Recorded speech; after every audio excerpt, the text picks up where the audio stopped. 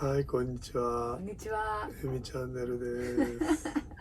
テンションがぐーんと下がってる。なんでかね、寒いもんでね。もう、今日はちょっとね、僕たちが行く場所。みんながこう、道の駅とかこう、そういうとこ探してこう行く。まあもちろん僕らもそういうとこ探していくんだけど、だいたい人が多い。だいたいそのみんなが集まる手前で探す。ちょっとずれたね、目線で、そうね。見どころを、もうとにかく人のいないところを探していく人たちだもんだからそういったところをねちょっとご紹介できたらと思います。絶景ポイントね、絶景ポイントを紹介していきたいと思います。ではご覧ください。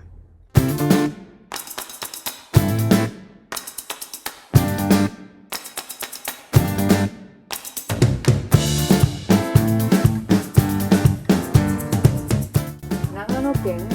昼神温泉郷、ここがまあ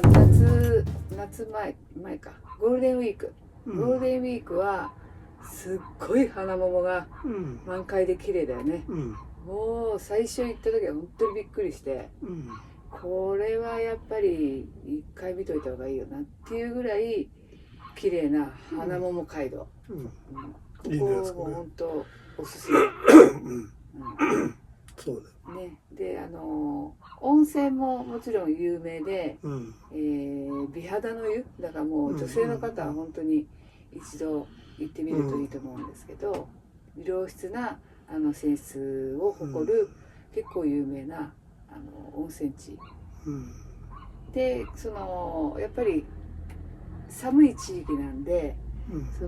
星空もすごく綺麗で、その星空ナイトツアーっていうのをどうも市役所の方でいろいろやってるみたいなんで、そういうのもまあちょっと予約して楽しむとよりこうお子さんたちも楽しめる場所なのかなと思います。あとね、水を確保するには天然水が、汲めるところがあるんで、そこはもうトレーラーが止まれるんでね、ちょうどこうどうだろう、トレーラーで言ったら4台ぐらいは平気で止まれると思うけど、ああいうところも場所あるんでね。あれはね、基礎に向かう途中だった、途中、それこそこの昼神温泉を上からこう望む場所があるんだけど、そこに天然水が湧き出てる。で、朝起きてこうパッと開けると、もう大体そこに列が並んでるっていう感じなんだけど、まあそれぐらい良質ないいこう水が出てるんでね。本当に綺麗な。キャンピングカーなんか乗ってる人はあそこに泊まってもいいかもしれないね。で、そんなに斜めってないんで、比較的こう普通に泊まれる場所で、朝起きるともうずらっとこう水を汲み、多分近所の人が水を汲みに来てるような感じだよね。で、その先をずっと走っていくと基礎の方に向かっていくところがずっとこう花桃の街道になってる。街道でね。結構長いよね。距離にしたらどのぐらいなんだろうね。1キロは下らないと思うんだけど。2キロ、3キロぐらいあるかな。ね。本当に綺麗だよね。本当に綺麗。まあ、あそこはいいと思うけどね。で、まあ、途中になんかパン屋さんがあったりとかね。そう。ね。そういう場所なんでね。なんかジャム作ったりとか、そういうのもなんかいろいろあるよね、あそこね。で、まあ、おすすめかな。わざわざ温泉街までこう入っていかなくていいんで、まあそこに止めて、まあよく僕らが言うトレーラーで言うと、トレーラーが止まれるこうポケットみたいな、道路上のちょっとね、横にこう、駐車スペースっていうかある、ああいうところに、そういうところで止まっちゃうんでね。まあもう大体外食してね、いろんなのが外食して寝るだけっつったらもう大体そういうとこ泊まってね。あとはあそこのイメージでいくと、まあ大体そうだな、お肉屋さん、精肉屋、ホルモンとか鹿の肉とかね。そう、鹿の肉とか、ああいうのをそうねちょっと売ってるお店があるんだけど、あそこへもうトレーラーを横付けしちゃって、で、まあそこで、なんていうか、鹿の肉だとか、まあホルモンだとか買って、で、いろいろあるんでね、ちょっと、普通じゃそこに売ってないような肉を置いてある。だからそこで買って、それでまあ出かけるみたいな。まああんな感じかな。あそこはね、昼神は。途中に蕎麦屋さんもあったり、いろいろあるんで。まあ見どころある。見どころも、水がきれいな分、お豆腐とかもあの辺売ってたりね。あれは、ずっとこう、基礎の方向かっていく途中に、あるんでね、豆腐屋さんがね。それも横付けできるんで、まあ横付けしちゃって、で、そこから豆腐を買って、まあおからなんかもそこで、で、そこの皮をね、の水を使ってやってるっつってね。いいとこだよね。いいとこだ、本当に。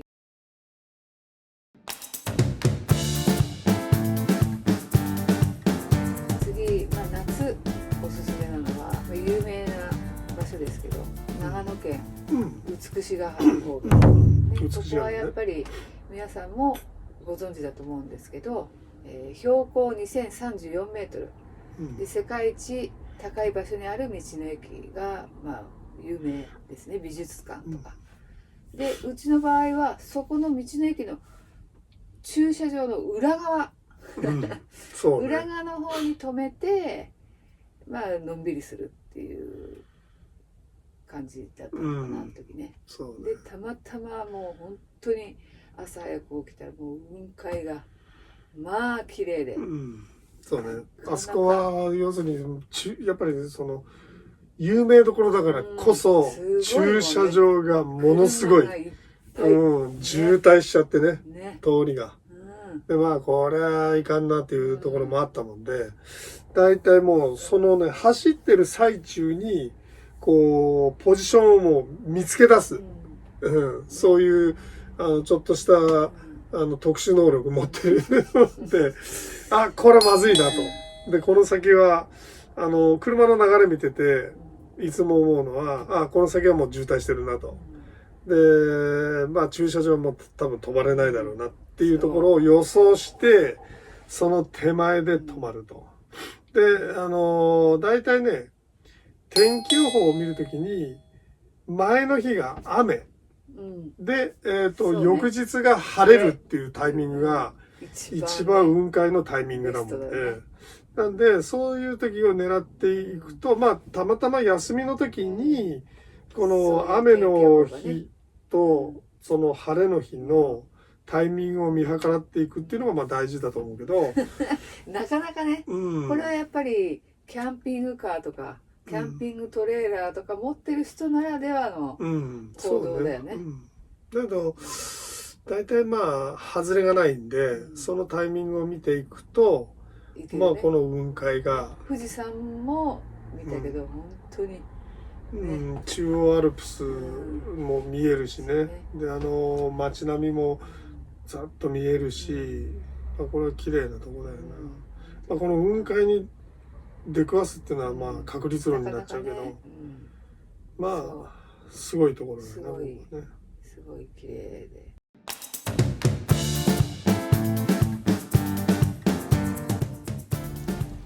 次が秋におすすめなところは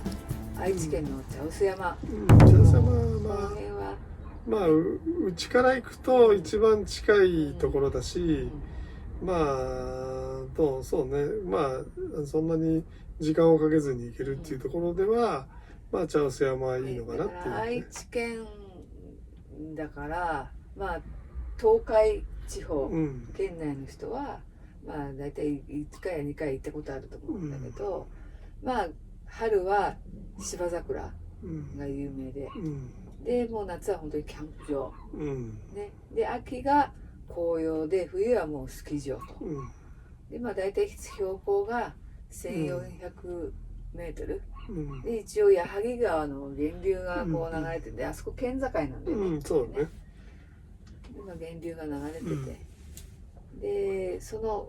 要は山まで上がっていく手前のところに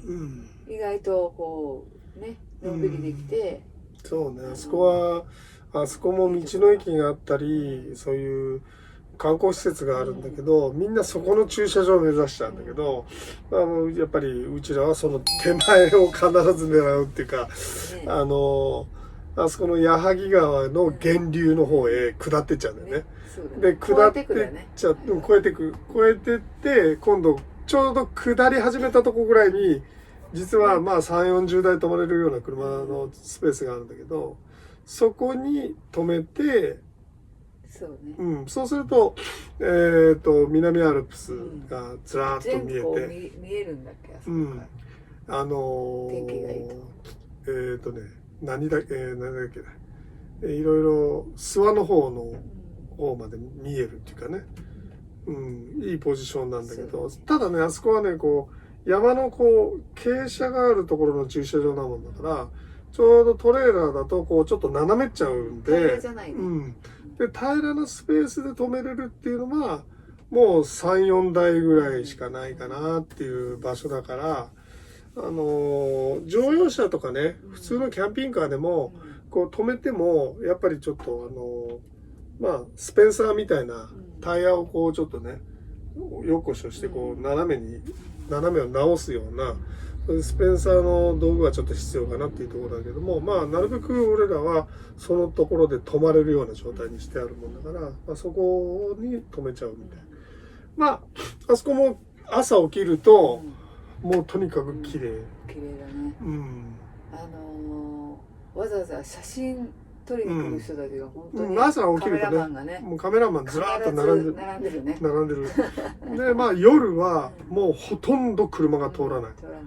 もう時々1台2台ポツンと通るぐらいで、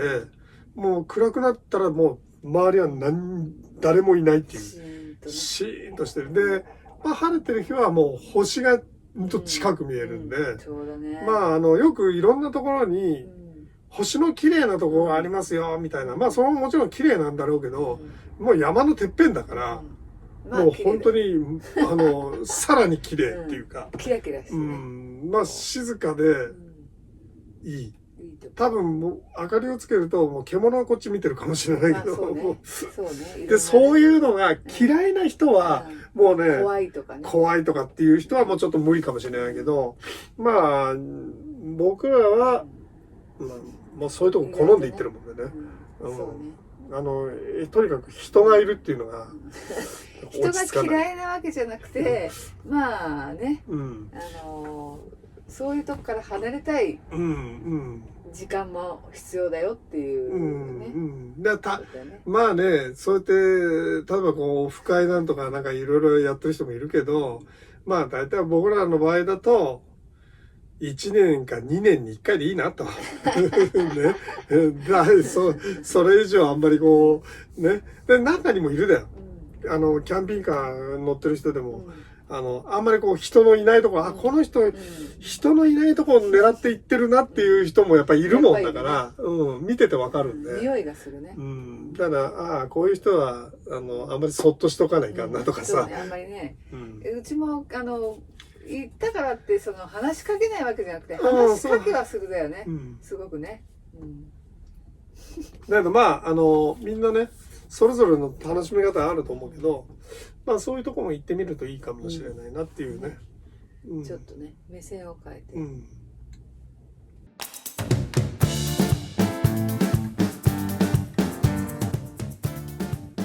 で次が冬なんだけど、これあえて愛知県の伊良湖。伊良湖ね。伊良湖がおすすめ。でこの伊良湖っていうと、伊良湖の灯台。灯台が有名で、ここから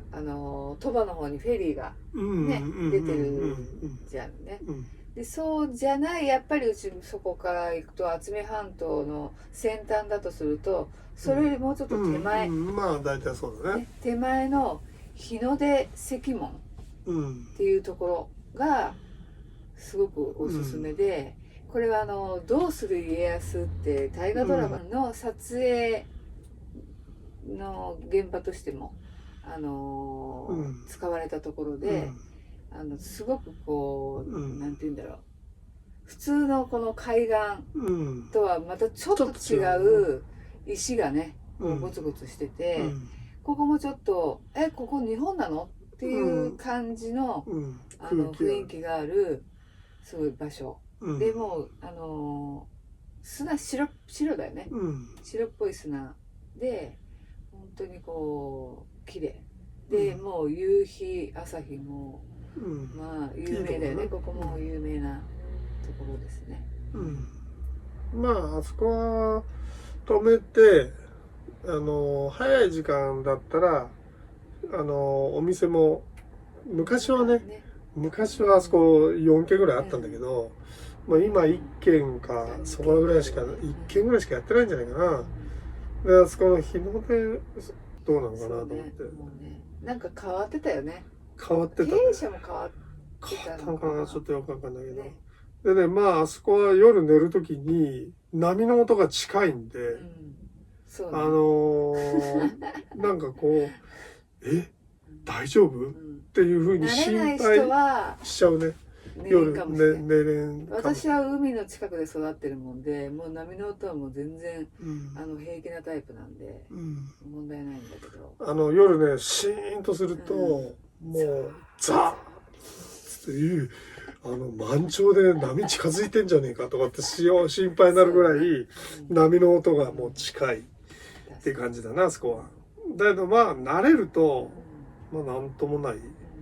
かなっていう。で夜は、まあそこトイレも近いんでね、まあ別にキャンピングカーのトイレを使わなくても、まあトイレが心配だっていう人は、まああそこはそんなに心配しなくていいかなっていうね。いいとこだよね、あそこもね。で必ずその道の駅、まああそこの伊良湖の道の駅があるんだけど、あそこには行かず、大体その手前みたいな。伊良湖のフェリーのとこの手前に、なんだっけ、大アサリ、ね、有名な、あれもまああそこに恋人岬ね、恋路ヶ浜っていうところがあって、なんかそういうね、そうベル鳴らすよくあるね、ところがあるじゃんね。であそこもまあ結構人はいつもいっぱいね。ね、2時3時ぐらいで終わっちゃうのかな、でもあそこもね。そう、早いよね。店は3時ぐらいで終わっちゃうのかな。そうだよね。3時、そうだね。まあシーズンだと4時ぐらいまでやるのかもしれないけど、もうとにかく早く終わっちゃう。終わりが早いもんで、うちは慌てて行ってそこでその夕飯を買って、でまたちょっと下がると。そう。やばい間に合わんっつって買っといて、買うだけ買ってもうとにかく下がると。そういう感じで移動してゆっくり食べるみたいな、そういう感じが多いね。まあこれからねちょっといろいろ行ったところをもうちょっとこう分かりやすく説明して、こういうとこがあるんだぜっていうとこ教えていこうと思うけど、要はやっぱりネットで調べたりしてもその有名なところがまず出てきちゃうからね。そうね。そこの周辺でももっと結構いいとこあるぜっていう、そういうところを探して、ちょっとね、どうしてもここは泊まるとこねえなと思う時は時々道の駅にいるけど、そうね、まあ道の駅は道の駅でね、いいとこがあるもんね。使い勝手もいいし、今いろいろね、その車中泊はお断りですみたいなとこもちょっと増えてきちゃってるもんで、そこはやっぱり一言ね、お店の人にいいですかっていうのは必ず聞いた方がね。まあそうだね。もしかしたらうちらの地元でもこういうとこあんだぜっていうところ意外と知らなかったりするだよ。意外と地元人でも知らないかったりすることって結構あるもんで、もしそういうところをあったら教えてください。もう大体行き尽くしたなってところもほとんどが俺の中ではもう行き尽くしたなと。でその中で週末のんびり過ごせるとこないかなって探してる感じかな、俺らはな。まあそういう週末もトレーラー引っ張ってのんびりしてみたいな、気分転換ね、リセットするっていう意味でも、ちょっと出ましょうかっていう動きを取るとすると、あっちこっち行ってあここ休まるなここ休まらんなってなんとなく分かるんで、だからまあそういうところを探してこれからも旅したいと思うんでね。ぜひチャンネル登録、まあ適当にだってそれで高評価、グッドボタン、バッドボタンよろしくお願いしますってよろしく。えみちゃんでしたってやるとなんか誰かに似てきちゃうんでそこはどうやって締める？どうやって締めるんだ？では次の動画でお会いしましょう。でいいんじゃない？お会いしましょうでいいの？お前はこうでいいかもしれない。じゃあ次の動画でお会いしましょう。